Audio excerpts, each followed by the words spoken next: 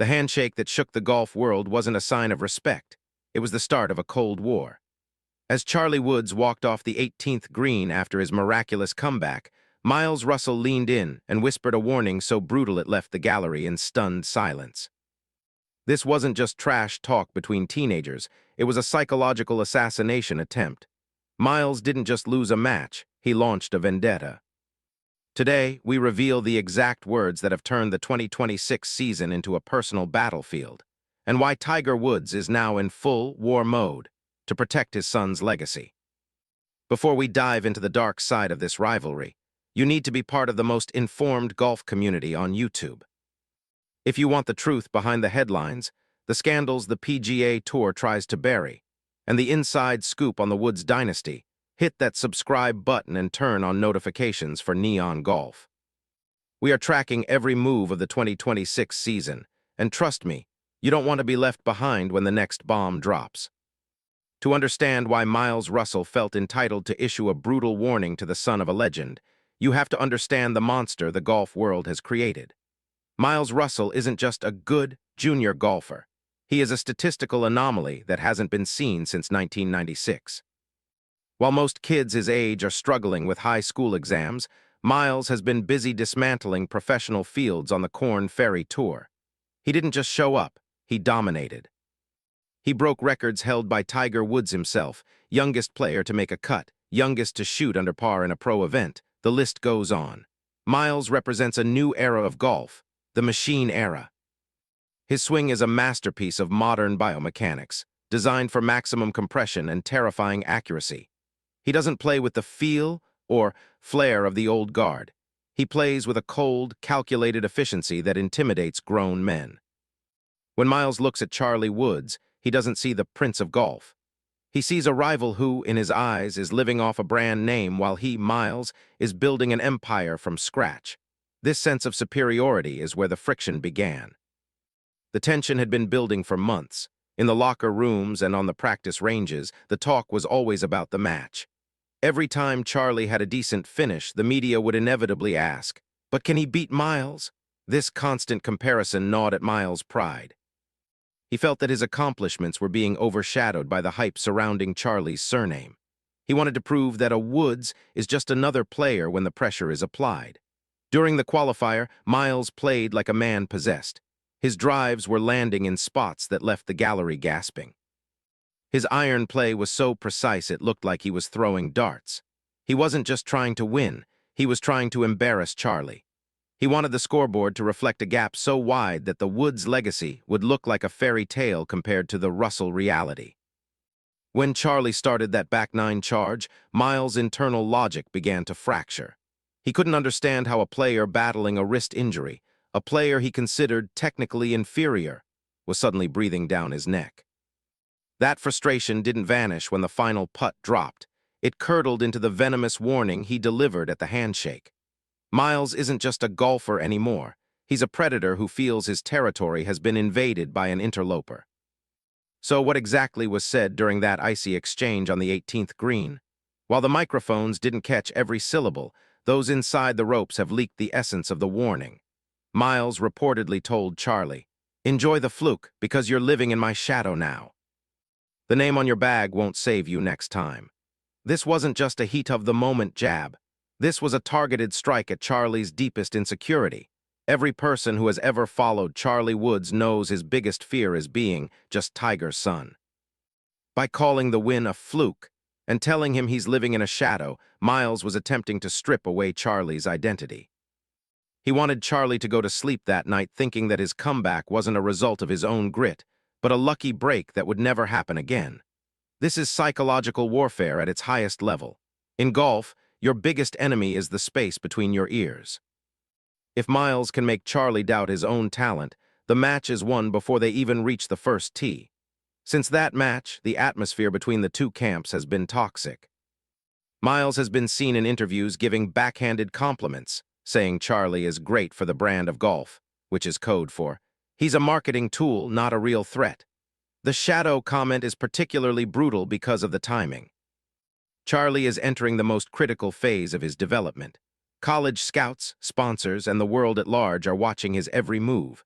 If the narrative becomes that Charlie can only win when the stars align or when the Woods' luck kicks in, his stock drops.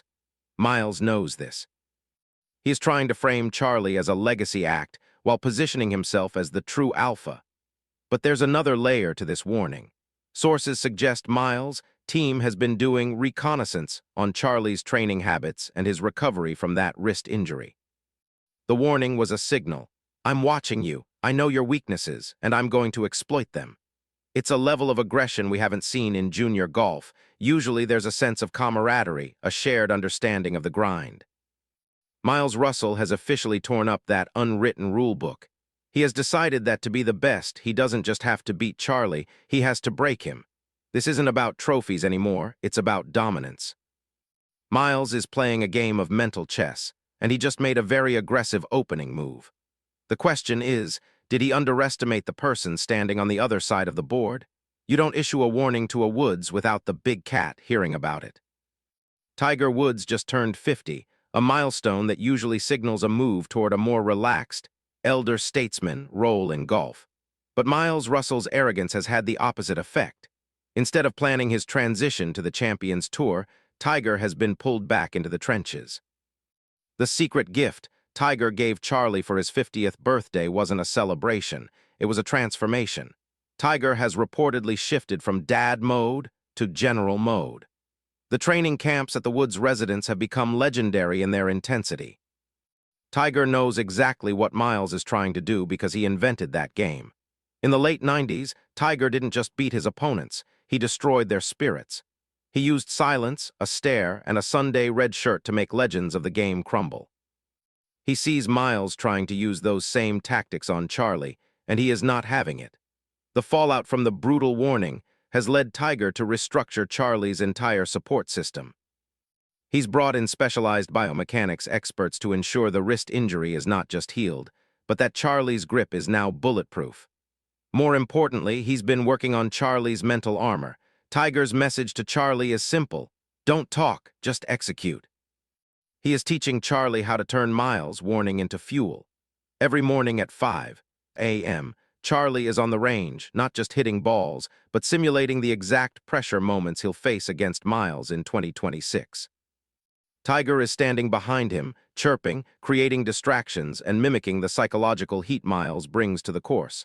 Tiger has seen the comments Miles made about Charlie being a shadow.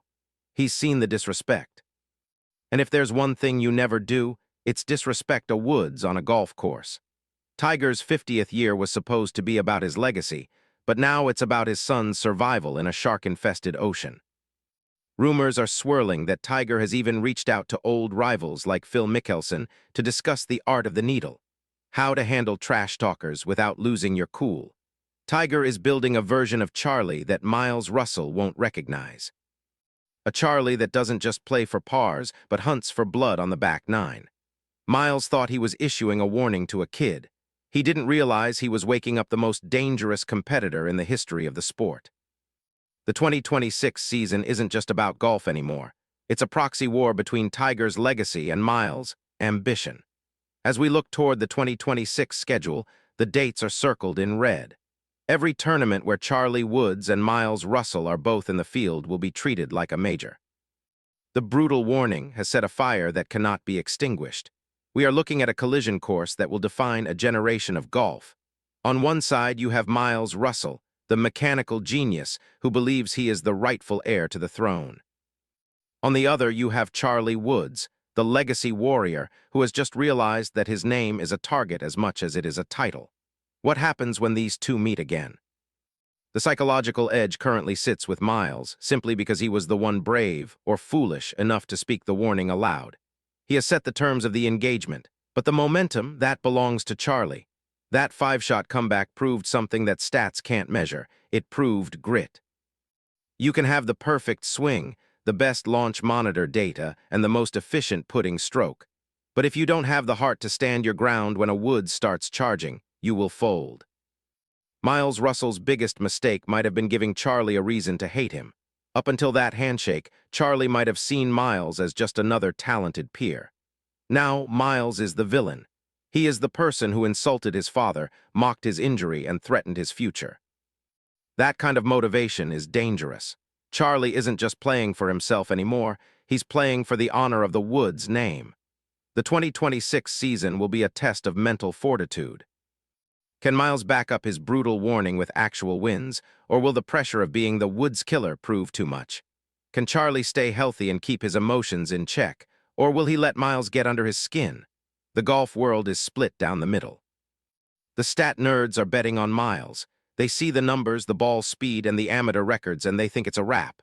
But the historians, those who remember Tiger's reign, are betting on Charlie. They know that when you corner a Woods, they don't surrender, they fight.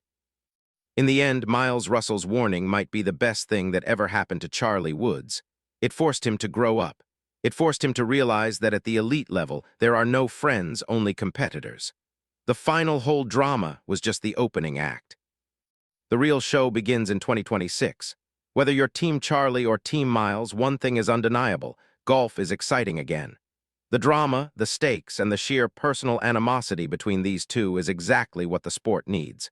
Miles has made his move. Tiger has made his. Now it's up to Charlie to decide how this story ends. Will he be the one standing on the 18th green in 2026, looking at Miles and returning the favor? Only time will tell. But the warning has been heard loud and clear. The hunt is on.